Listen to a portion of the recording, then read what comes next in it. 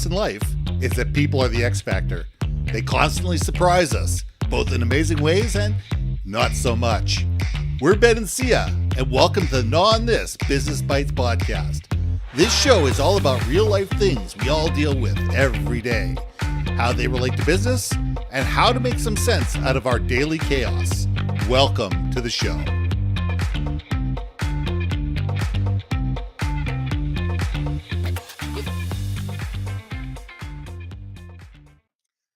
And welcome to another episode of Gnaw on This Business Bites. My name's Ben and this is Sia. And let's look at it this way. Let's get rid of analysis paralysis. Stop mucking around and let's do something.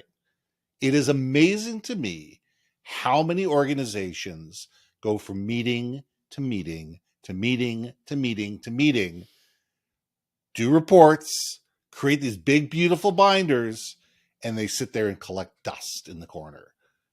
They say that 70% of change management initiatives fail. And the reason they fail is because people get caught up in analysis paralysis. They're waiting for this thing to be perfect. They're waiting for the world to be perfect, for this perfect situation, to have the perfect amount of cash, to have the perfect employees, to have the perfect scenario in order to move forward. And guess what? It doesn't happen. It just doesn't happen. The world is continually in flux. We've talked about this before, boys and girls. And we need to move forward. We need to sit there and say, you know what? We're never going to have all the information. We're never going to have a perfect situation. We're never going to be ready. Sometimes we just need to push the button, launch the website, launch the product, hire somebody, fire somebody. But we need to actually do it, because if all we do is sit there and talk, all we're going to do is frustrate people. We're going to frustrate people within our organization. We're going to frustrate our clients. We're going to frustrate everybody. And that leads to mistrust. It leads to disengagement. And it leads to people sitting there going, you know what? I'm going somewhere else. So Sia, let's gnaw on this. Dust in the wind. All we are is dust in the wind.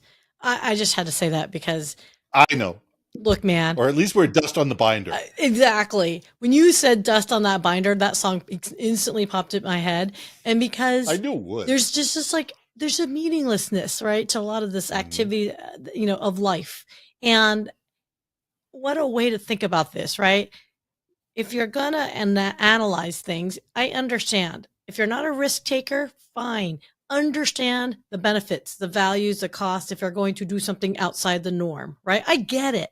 But if it's getting to the point where you just do so much of the research and then do absolutely nothing, then you're no better than when you started. And what a waste of fracking time and energy. Waste of energy. Who wants that?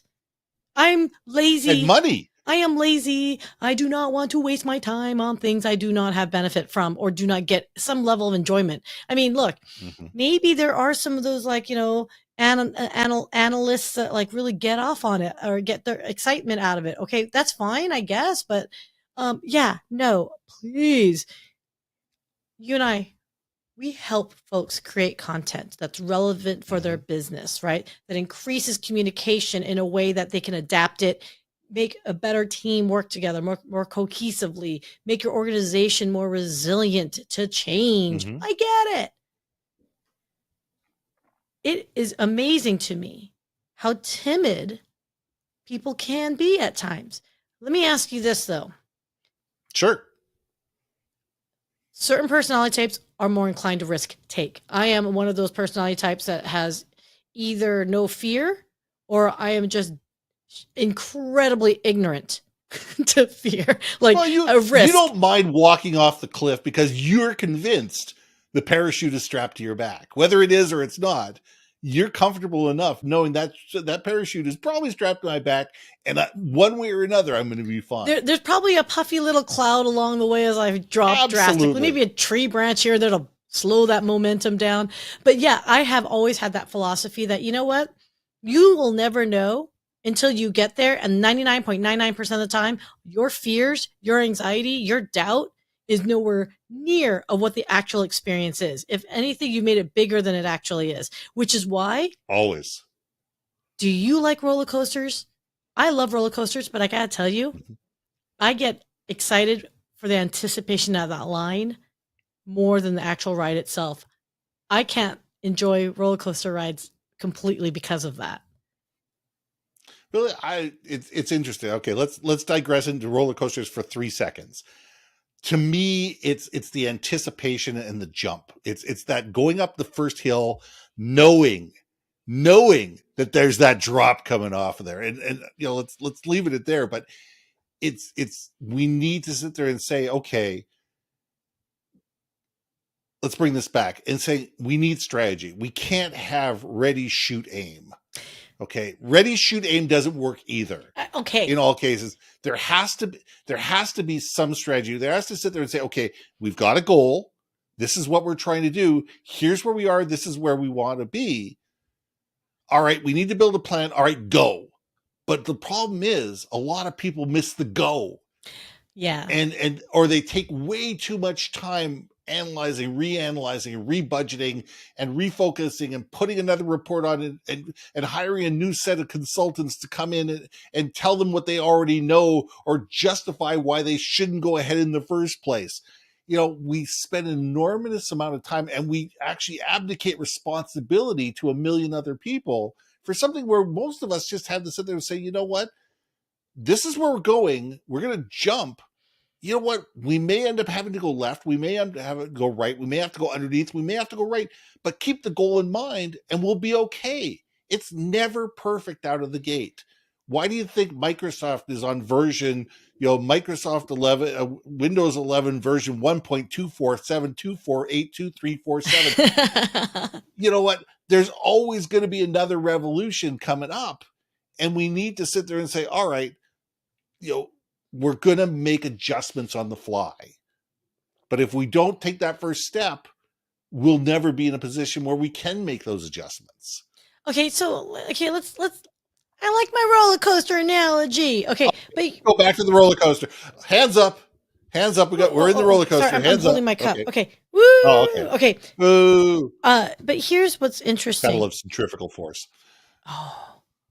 Okay, shall we talk about centrifugal and centripetal force? I really miss my spinning rides. Okay, that's it.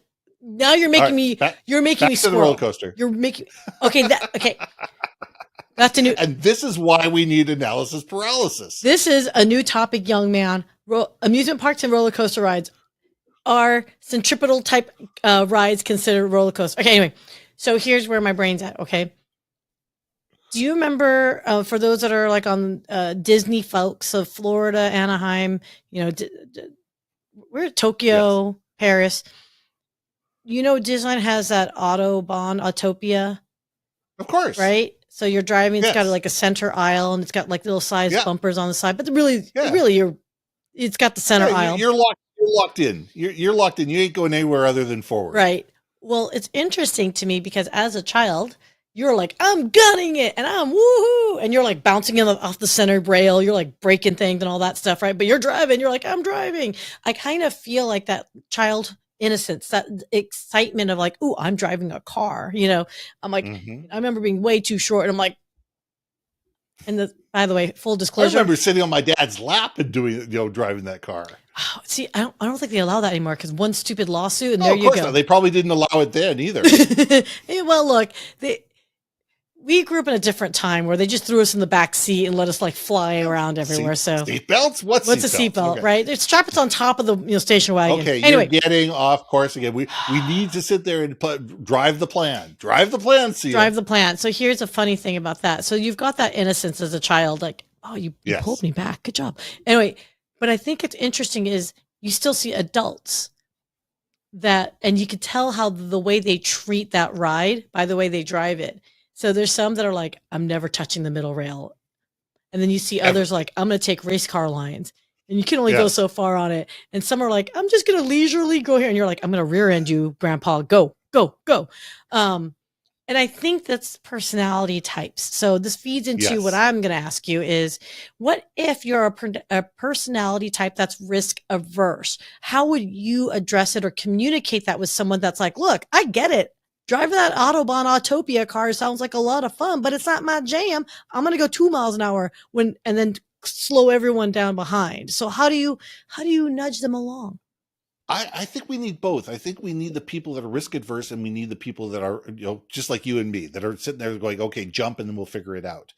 And I think those make the best partners. They're going to kill each other at times, but what they're going to do is they're going to play off each other's strengths. And somebody that is completely and absolutely risk adverse probably doesn't own their own company and probably never will.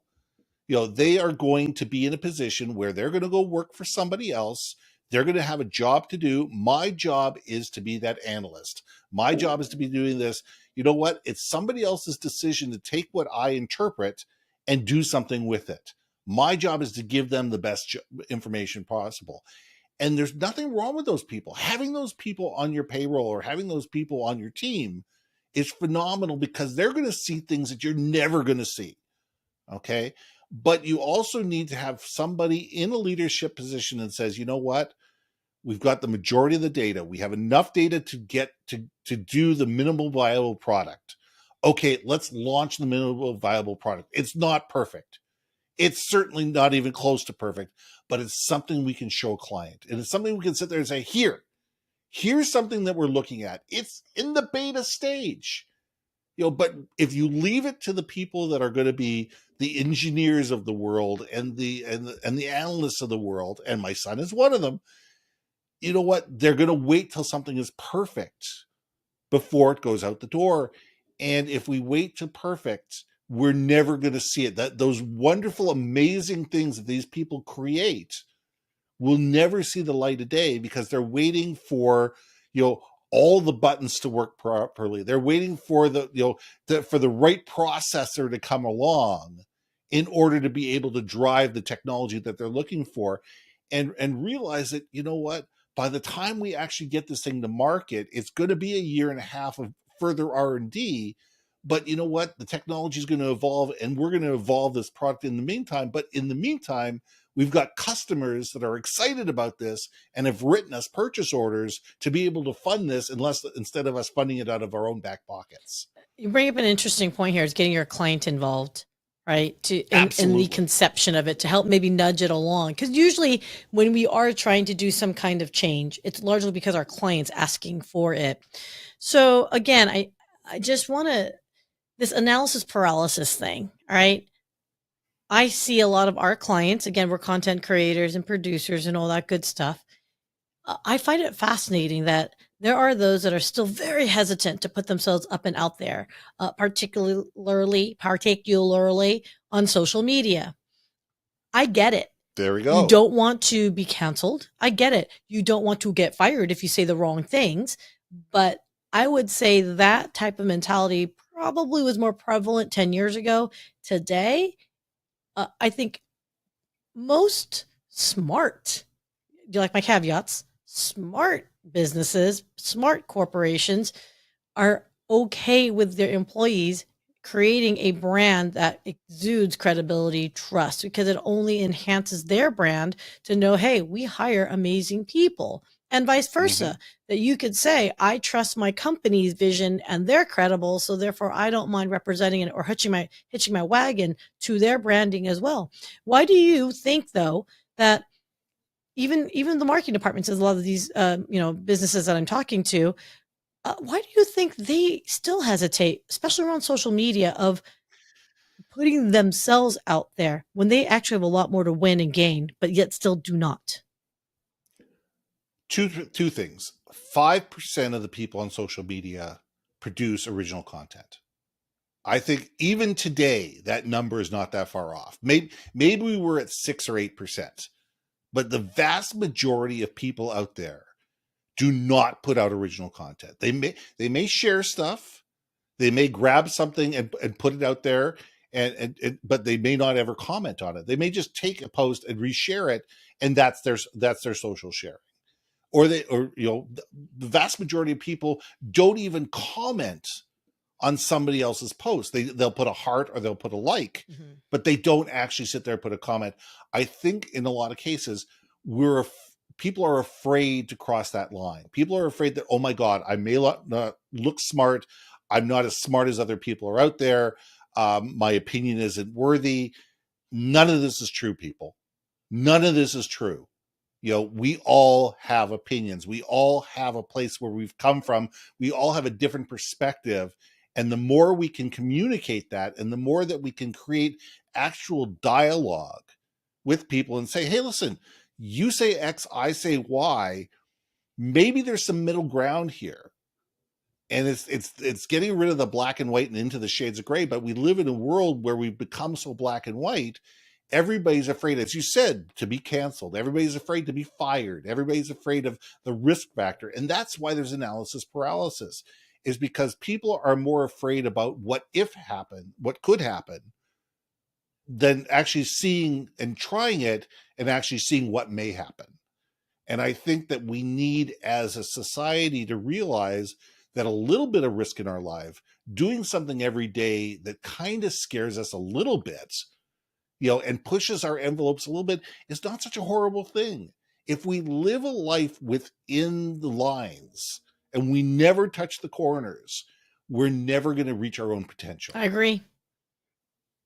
And I think that's where we need to look at is, and I think it comes down to, we need to sit there and say, look, I personally would rather ask for forgiveness than permission. And sometimes it gets me in trouble. Sometimes it gets my wrist slapped. Sometimes it gets me yelled at. And you know what? I'm okay with that because I learned from all of it. But other people don't have that ability to take that type of criticism and just shrug it off and say, oh, okay, I'll never do that one again, and move on. I think it's a great question to pose to everyone, because we're running long, young man. I know we always get excited about this, but so here's the thing. What do you guys do if you are in a situation where you're maybe overanalyzing? What's causing you to do that? And what are you doing to overcome it? I'd love to see that in comments. So yeah, that's my piece. And comment through the week on this one. We'll come back to the comments and we'll respond to all this. So let's leave it there. I think that's a great question to, for everybody to get there. What makes you scared, and why don't you jump? And what are you doing to overcome it? And what are you doing to overcome it? So I'm Ben. I'm Sia. And we'll see you soon. Hey. Thanks for listening to another episode of Gnaw on This, Business Bites. If you liked what you heard, we most humbly ask that you like, share, and hit that subscribe button. And if you want to communicate more effectively within your organization, contact Ben at yourbrandmarketing.com or me at brilliantbeammedia.com. We can help you build your community, brand awareness, and personality through digital content and podcasting. We cannot wait to hear from you. So see you next week for another episode of Gnaw on This, Business Bites.